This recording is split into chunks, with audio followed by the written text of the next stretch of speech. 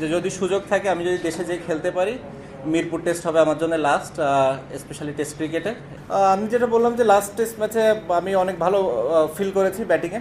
দুইটা ইনিংসেই খুব ভালো ব্যাটিং করছিলাম, আনফর্চুনেটলি বড় করতে পারিনি। সো সেই জায়গা থেকে চেষ্টা থাকবে যে যেন ইনিংসটা বড় করতে পারি। আমি তো লাস্ট 4-5 মাসই যদি বলেন নন স্টপ ক্রিকেটের ভেতরে আছি। সো এই টাইমে তো কেউ দেখে নাই যে এরকম কোনো কিছু ঘটার মতো কিংবা হয়েছে কিনা। শুধু এই ম্যাচটাই মনে হয়েছে, সেটা অনেকগুলো রিজন থাকতে পারে।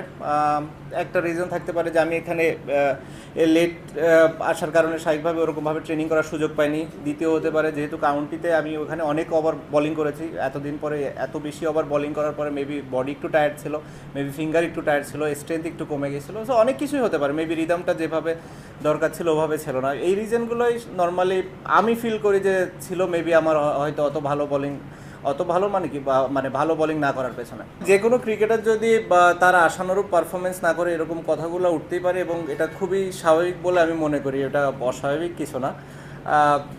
মানুষ এটা ফিল করতেই পারে। আমি বিশ্বাস করি যে মানুষ বেশি কিছু হয়তো এক্সপেক্ট করে, এই কারণেই হয়তো এরকম চিন্তা করে। বাট যেটা আমি বললাম যে হ্যাঁ, যখন আপনি যে ধরনের একটা লেভেলে পারফরমেন্স করছেন এবং সাডেনলি ওটা থেকে যখন একটু নিচের দিকে আসে, স্বাভাবিকভাবেই মানুষ এটা নিয়ে তো একটু সন্দেহ করবে এবং এটা নিয়ে কোশ্চেন মার্কও তুলবে তারা।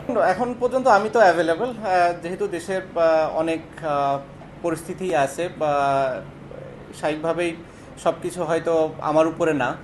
স্বাভাবিকভাবে ওই জিনিসগুলো আমি বিসিবির সাথে ডিসকাস করেছি, যে তাদেরকে বলা হয়েছে স্বাভাবিকভাবেই যে আমার কি প্ল্যান, স্পেশালি টেস্ট ক্রিকেট নিয়ে। এই টেস্ট এবং হোম সিরিজ আমি মানে যেটা ফিল করেছিলাম যে আমার লাস্ট সিরিজ হবে টেস্ট ক্রিকেটে স্পেশালি। সো ওইটা নিয়ে আমার চিন্তা ছিল, এবং এভাবেই ফারুক ভাইয়ের সাথে এবং বোর্ডের সিলেক্টরদের সাথেও কথা বলা হয়েছে যে যদি সুযোগ থাকে আমি যদি দেশে যেয়ে খেলতে পারি, মিরপুর টেস্ট হবে আমার জন্য লাস্ট, স্পেশালি টেস্ট ক্রিকেটে।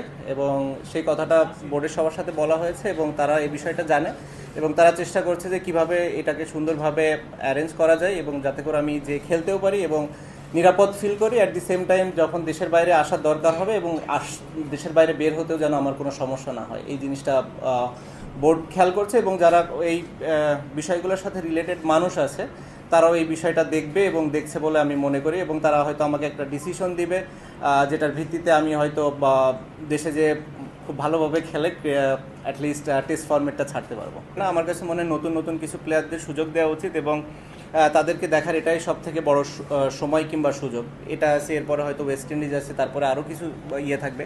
আমার মনে হয় 2026 সালের যদি দিকে বাংলাদেশ ক্রিকেট বোর্ড তাকায়, তাহলে সেটাই হবে সব থেকে ভালো দিক, এবং এটা আমরা সবাই মিলে ডিসিশন নিয়েছি এবং আমরা সবাই এটাতে একমত।